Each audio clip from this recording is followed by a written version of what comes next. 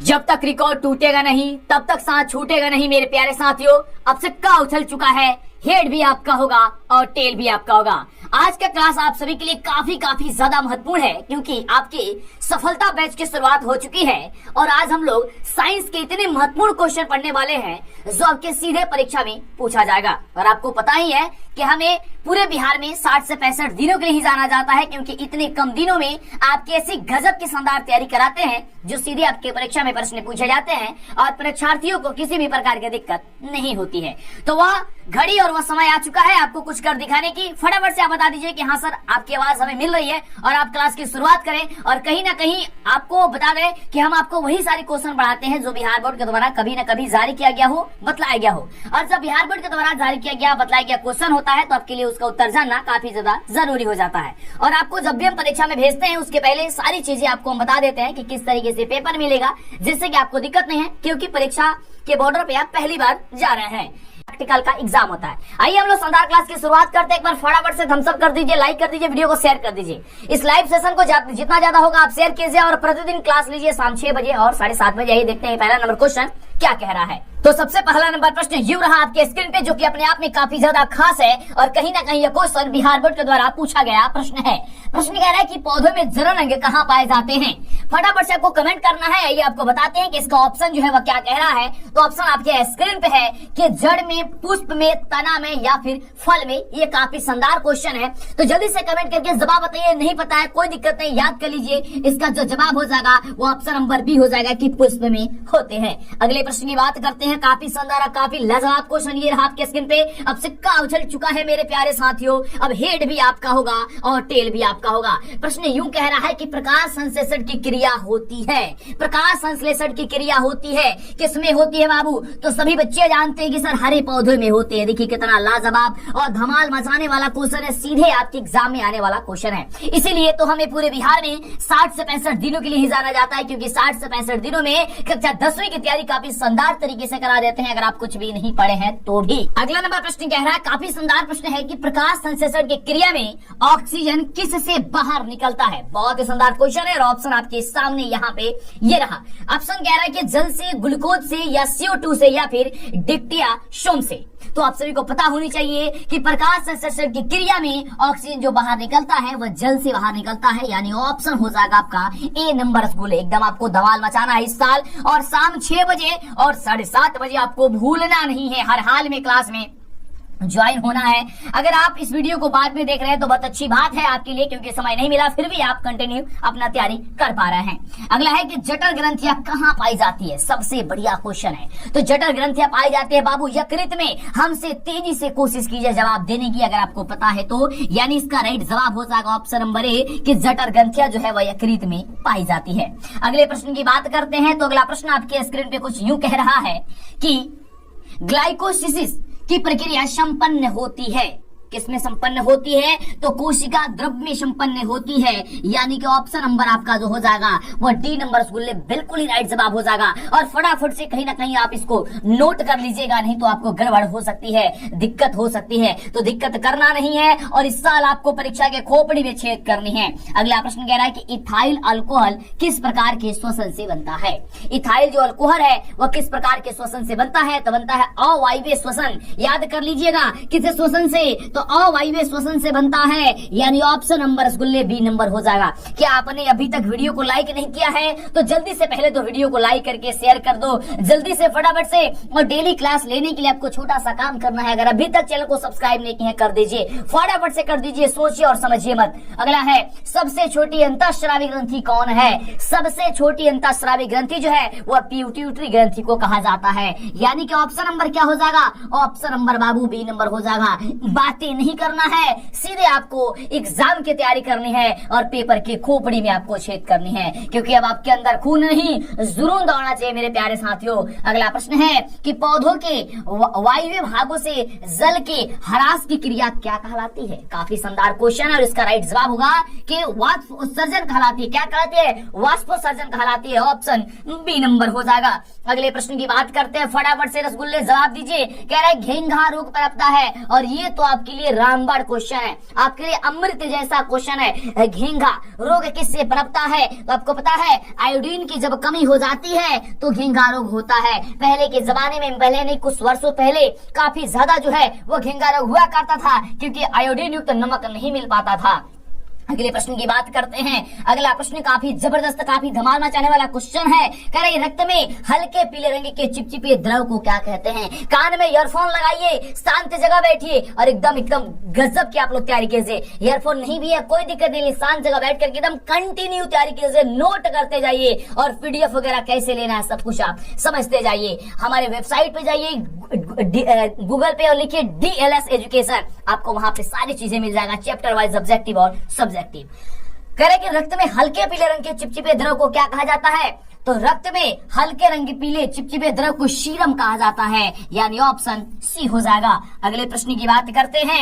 अगला प्रश्न ये रहा आपके स्क्रीन पे, कह रहा है रक्तचाप मापने के उपकरण को क्या कहते हैं? रसगुल्ले जल्दी से जवाब दीजिए, बातें नहीं, केवल जवाब ही जवाब हमें चाहिए और आपको एकदम दिमाग में बैठाते जाना है। क्वेश्चन है कि रक्तचाप मापने के उपकरण को क्या कहते हैं? इसका राइट जवाब हो जाएगा स्पिग्नोमेनोमीटर होता है, यानी कि ऑप्शन हो जाएगा क्या चीज? डी नंबर राइट जवाब। क्लियर?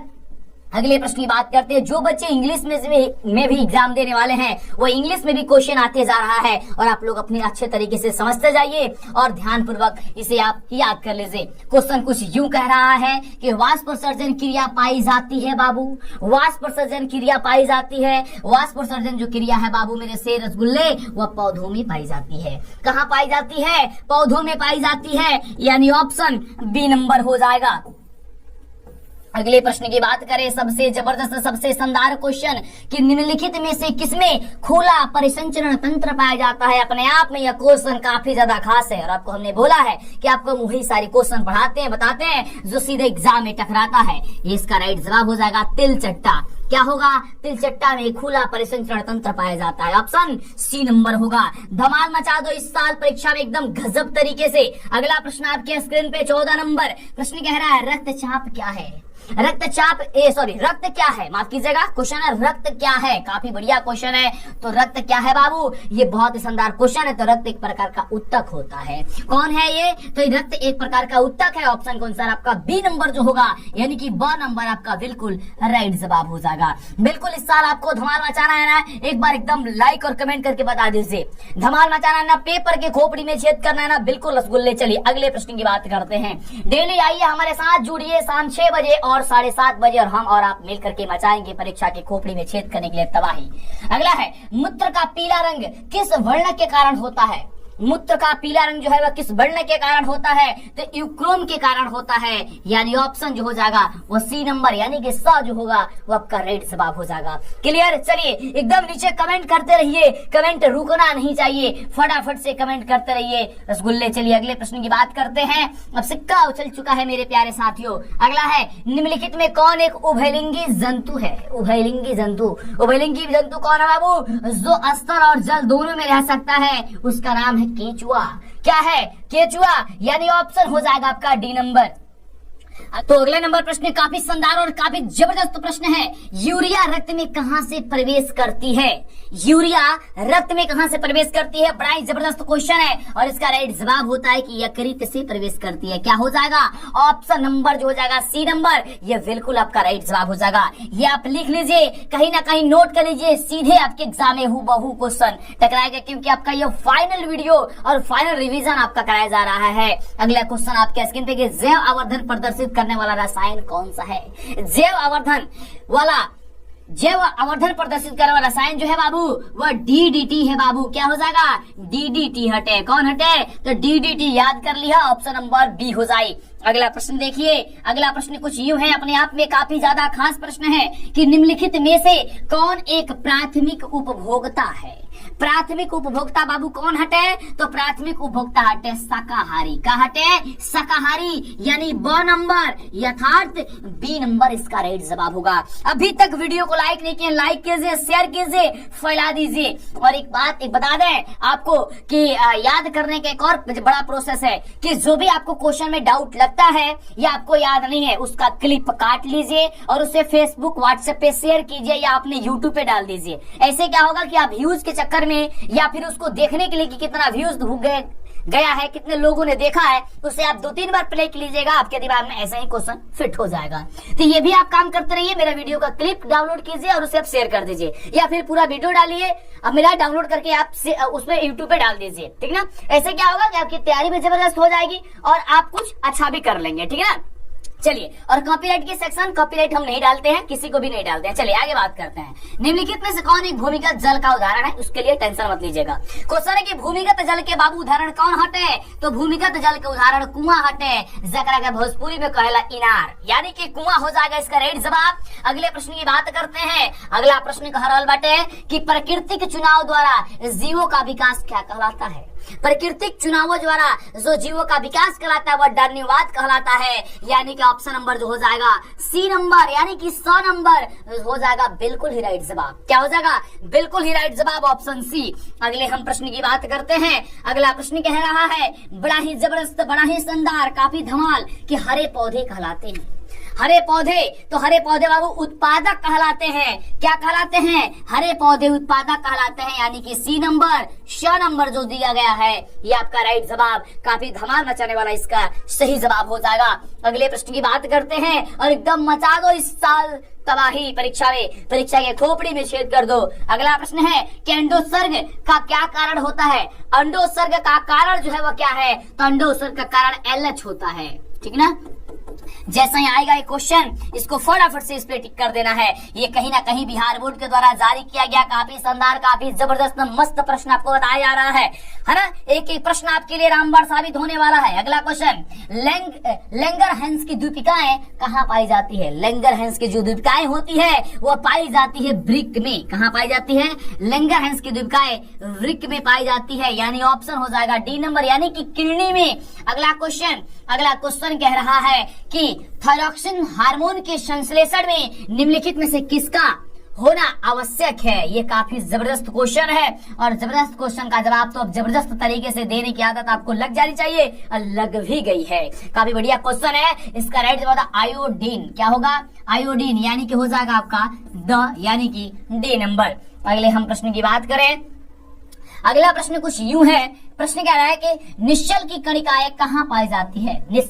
निश्चल की कणिकाएं जो है वो न्यूरॉन में पाई जाती है, यानी ऑप्शन क्या हो जाएगा, सी नंबर, यानी कह सकते हैं कि 100 नंबर राइट जवाब होगा। बातें नहीं कर रहा है, सीधे सीधे आपको एग्जाम के फोकस कर रहा है और जबरदस्त आपको तैयारी कर लेनी है। अगले हम प्रश्न की बात करते हैं। अगला प्रश्न कह रहा है कि मानव मस्तिष्क का वजन जो होता है वह लगभग कितना होता है।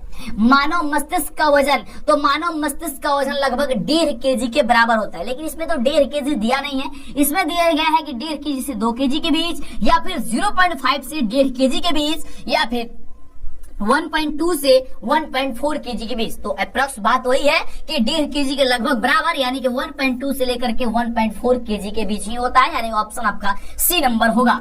अगले हम प्रश्न की बात करें तो अगला प्रश्न कुछ यूं है, बड़ा ही जबरदस्त अपने आप में खास प्रश्न है। खास इसलिए है, क्वेश्चन कह रहा है कि निकट दृष्टि दोष अथवा दूर दृष्टि दोष के निवारण हेतु प्रयुक्त लेंस जो होता है वह कौन सा लेंस होता है, लेंस द्वारा प्रतिबिंब होता है, ठीक है। लेंस द्वारा प्रतिबिंब होता है तो होता है काल्पनिक और सीधा। कैसा, काल्पनिक और सीधा। अगले प्रश्न की हम बात करें। अगला प्रश्न कह रहा है कि साइड मिरर के रूप में निम्नलिखित में से प्रयुक्त होने वाला दर्पण कौन सा है। और ये क्वेश्चन तो अपने आप में जानते भी आप लोग कि साइड मिरर के रूप में किस दर्पण का प्रयोग किया जाता है, और ये सबसे ज्यादा बार क्वेश्चन पूछा जाता है। तो किसका प्रयोग होता है, उत्तल दर्पण का प्रयोग होता है। किसका, उत्तल दर्पण का। ऑप्शन क्या हो जाएगा, सी नंबर राइट जवाब होगा। अगला नंबर प्रश्न आपके स्क्रीन पे ये रहा, जो कि काफी शानदार प्रश्न है। कह रहा है कि अवतल लेंस द्वारा प्राप्त प्रतिबिंब होता है, जो कि बहुत बढ़िया प्रश्न है। देखिए, अवतल लेंस द्वारा जो प्रतिबिंब होता है वो आभासी यानी कि काल्पनिक होता है, सीधा होता है और छोटा होता है, यानी कि तीनों का तीनों ऑप्शन यहाँ पे दिया गया है। तो आपका ऑप्शन नंबर जो डी दिया गया है ये डी नंबर आप सभी का धमाल मचाने वाला आंसर हो जाएगा। अगला प्रश्न आपके स्क्रीन पे कि ऊर्जा का ऐसा ही मात्रक जो होता है वो क्या होता है। ऊर्जा का सही मात्रक, तो ऊर्जा का सही मात्रक जूल प्रति सेकंड होता है, जो कि ऑप्शन नंबर आपका बी नंबर में दिया गया है। यानी कि बी नंबर, ब नंबर जो होगा ये आपका शानदार जवाब हो जाएगा ऑप्शन नंबर बी। अगला प्रश्न आपके स्क्रीन पे है, काफी जबरदस्त प्रश्न है और प्रश्न कह रहा है कि आकाश का नीला रंग होना किस परिघटना का परिणाम है। आकाश का नीला रंग होना किस परिघटना का परिणाम है, और क्वेश्चन आएगा आपके एग्जाम में तो आपको फटाफट से टिक कर देना है कि प्रकीर्णन क्या हो जाएगा। कहिएगा सर प्रकीर्णन हो जाएगा, ऑप्शन नंबर बी हो जाएगा। अगले हम प्रश्न की बात करें, अगले प्रश्न की बात करें, अगला प्रश्न आपके स्क्रीन पे है, कह रहा है कि सामान्य नेत्र के लिए स्पष्ट दृष्टि की न्यूनतम दूरी कितनी होती है। सामान्य नेत्र के लिए बहुत ही बढ़िया रसगुल्ले, काफी जबरदस्त क्वेश्चन है। कह रहे कि सामान्य नेत्र की स्पष्ट दृष्टि की न्यूनतम दूरी, तो न्यूनतम दूरी होती है 25 सेंटीमीटर। 25 सेंटीमीटर होती है, लेकिन अधिकतम दूरी पूछे तो अनंत होती है। 25 सेंटीमीटर कहाँ दिया गया है, देखिए यहाँ पे कहीं नहीं दिया गया, 2.5 लिखा है। 25 सेंटीमीटर देखिए ऑप्शन नंबर सी में लिखा गया है, ऑप्शन हो जाएगा सी नंबर। तो देखिए थोड़ा थोड़ा वहां पे पॉइंट लगा कर भी आपसे गड़बड़ करवाया जाएगा परीक्षार्थियों के द्वारा, लेकिन आपको गड़बड़ नहीं करनी है। अगला नंबर प्रश्न काफी जबरदस्त प्रश्न है कि किसी उत्तल लेंस का फोकसांतर अगर 50 सेंटीमीटर है तो उसकी क्षमता क्या होगी। किसी उत्तल लेंस का फोकसांतर यानी एफ बराबर क्या दिया गया है, 50 सेंटीमीटर दिया गया है। कह रहा है उसकी क्षमता P बराबर क्या होगी, तो P बराबर हम सभी जानते हैं कि 1 बट्टे क्या होती है, 100 बट्टे क्या होती है, F होती है, जो कि सेंटीमीटर में होती है। यानी कि P बराबर क्या हो जाएगा, 100 बट्टे F का वैल्यू दिया है कितना, 50, 50 दूनी 100 क्या हो जाएगा, 2 डायप्टर। लेकिन कह क्या इस तरह इसमें अगर वो अवतल देता तो -2 डायप्टर होगा, उत्तल दिया है इसलिए आपका +2 डायप्टर होगा। ऑप्शन नंबर क्या हो जाएगा, तो डी नंबर के लिए निकल करके आएगा। अगले हम प्रश्न की बात करते हैं। प्रश्न कुछ यूं कह रहा है कि एक प्रिज्म कितनी सतहों से घिरा होता है। एक जो प्रिज्म है ना, ये आपके एग्जाम में इस वर्ष या तो प्रथम पाली नहीं तो द्वितीय पाली में पूछ सकता है। तो एक प्रिज्म जो है वह 5 सतहों से घिरा होता है, यानी ऑप्शन जो हो जाएगा वह रसगुल्ले क्या हो जाएगा, डी नंबर आप सभी का राइट जवाब हो जाएगा। अगले हम प्रश्न की बात करते हैं। अगला प्रश्न आपके स्क्रीन पे काफी जबरदस्त प्रश्न है, कह रहा है कि अभिनेत्र लेंस की फोकस दूरी में परिवर्तन किया जाता है। अभिनेत्र लेंस की फोकस दूरी में परिवर्तन किया जाता है तो पक्षमाभी मांसपेशियों के द्वारा, मांसपेशी बोला है, पेशियों के द्वारा किया जाता है, यानी ऑप्शन हो जाएगा डी नंबर यानी द नंबर, पक्षमाभी पेशियों के द्वारा। अगले हम प्रश्न की बात करें तो अगला प्रश्न आपके स्क्रीन पे है। प्रश्न कुछ यूं कह रहा है, अपने आप में बड़ा ही खास है क्योंकि इस तरीके का क्वेश्चन आपके एग्जाम में बहुत बार पूछा गया है। क्वेश्चन कुछ यूं है कि प्रकाश के परावर्तन के कितने नियम होते हैं। प्रकाश के परावर्तन के 2 नियम होते हैं। कौन कौन नियम होते हैं ये भी पूछा जाता है। तो देखिए ये मान लेते हैं ये दर्पण हो गया, यहाँ से जो है वह प्रकाश आ रही है, ठीक ना, दर्पण से टकराने के बाद से यह परिवर्तित हो जा रही है। तो ये जो आती है ना, इसको कहते हैं हम लोग आपतित किरण। इसे कहते हैं क्या चीज, आपतित किरण। जो टकरा के दर्पण से जाती है उसे कहते हैं परावर्तित किरण, ठीक ना, परावर्तित किरण। और इसके बीच में हम यदि अभिलंब डाल दे, एक लंब डाल दे, तो ये 2 बराबर भागों में जब बटेगा तो इसको कहते हैं, यहाँ पे कोण बन जाता है जिसे कोण आई कहते हैं, और यहाँ पे कोण आर हो जाता है। और जो कोण आई होता है वह कोण आर के बराबर होता है, ये बात याद करके रखिएगा। तो हम सभी का 2 नियम में कौन कौन नियम है कि आपतित किरण और परावर्तित किरण, आपतन बिंदु पर डाला गया जो लंब है ये तीनों एक ही तल में होता है, तथा आपतन कोण यानी कोण आई, परावर्तन कोण कोण आर दोनों आपस में बराबर होते हैं। यही 2 नियम होता है और आप इसे याद कर लीजिएगा। अगला प्रश्न आपके स्क्रीन पे है कि फोटोग्राफी कैमरा का अभिदृश्यक होता है। फोटोग्राफी कैमरा का अभिदृश्यक जो बना होता है वह उत्तल लेंस का बना होता है, ये याद करके आप रखिएगा। यानी ऑप्शन नंबर जो कह रहा है वह अ नंबर यानी कि ए नंबर आपका सबसे शानदार जवाब हो जाएगा, ऑप्शन बी नंबर।